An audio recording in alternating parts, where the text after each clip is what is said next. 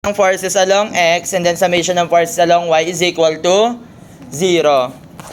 So, syempre, mas madali ito kapag kinuha natin yung component ni F4. So, meron tayo ditong F4x and F4y. Again, yung direction na to ay inassume ko lang. Pero kung based sa figure, since nasa quadrant 1 siya, so yung x component is dun sa positive x and then ang y component sa positive y. So, syempre, hindi pa naman sure yan kung tama talaga yan, di ba? So, using summation tayo ng forces along x is equal to 0. Assuming to the right, positive. So, ano-ano yung mga forces to the right? Nandiyan si F4x. O, yung F3. Positive plus 8 cosine of 30 minus 10 cosine of 60 minus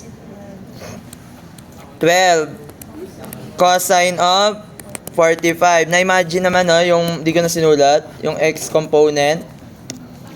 So, magkano si F4x?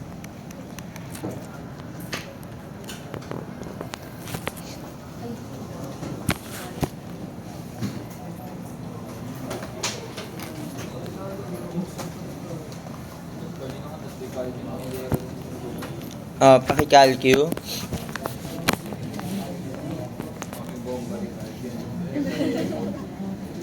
Nasa ano daw? Nasa bag ng estudyante yung bomba. Based sa bomb threat na yun daw. Nasa bag daw na... Base lang naman baka. Yata pa talaga sasabi. Feeling ko wala, bawal magsalita ng adep. Ay, magkano? Positive 6.3.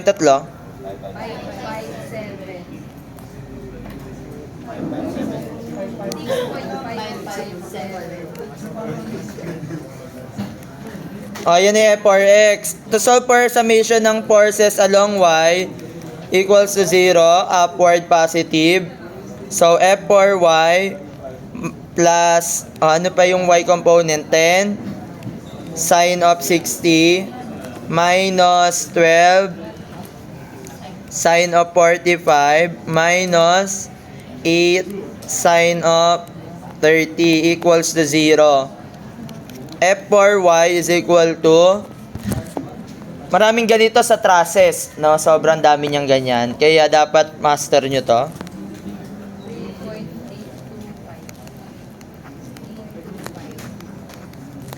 And then to solve for the F4 resultant lang, that is F4 is equal to the square root of F4x squared plus F4y squared.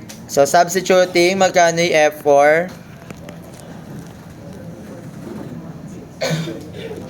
Magkano? 7.591.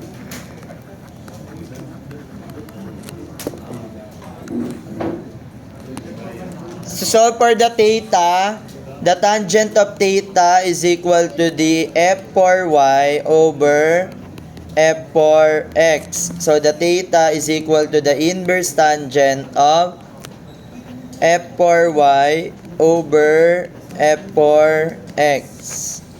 So magkano yung theta?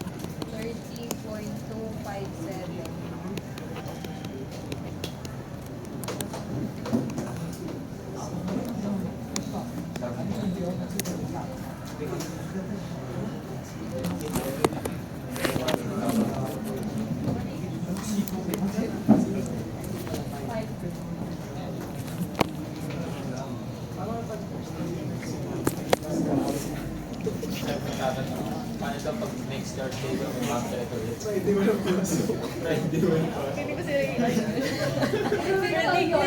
Feel ko wag na tayo mag-aral. I said, ayun nga, kawawa kayo. Magre-record ko na to.